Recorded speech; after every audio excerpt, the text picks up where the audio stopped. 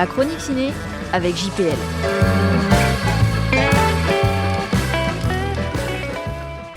Muganga, celui qui soigne. Certains combats peuvent changer le cours de l'histoire. Marie-Hélène Roux nous fait un cadeau magnifique avec ses 105 minutes d'un biopic d'une sensibilité rare. Pour moi, un des films les plus émouvants de l'année. Denis Mukwege, médecin congolais et futur prix Nobel de la paix, soigne, au péril de sa vie, des milliers de femmes victimes de violences sexuelles en République démocratique du Congo. Sa rencontre avec Guy Cadière, chirurgien belge, va redonner un souffle à son engagement.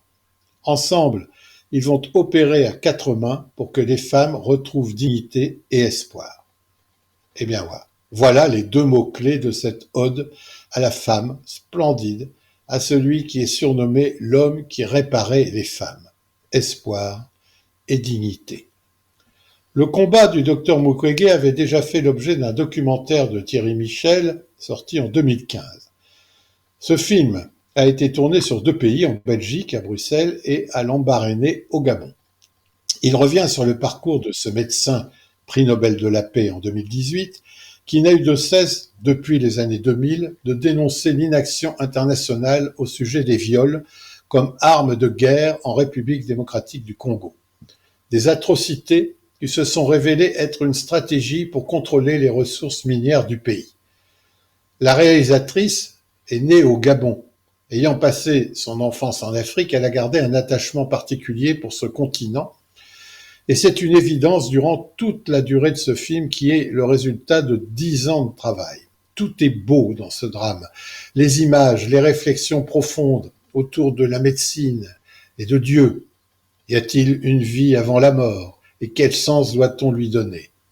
Des hommes, les sentiments de chacun des personnages et l'interprétation plus qu'inspirée. Et donc, en plus, le casting est parfait. Isaac de Bancolé, qui finit par faire une belle carrière internationale, transmet à merveille le charisme de ce médecin.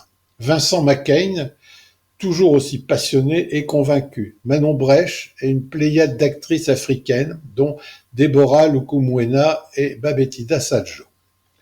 Ce beau monde rappelle au monde entier cette leçon à méditer. On n'oublie nulle part. Ce film ne sortira sur nos écrans que le 24 septembre, à ne rater sous aucun prétexte.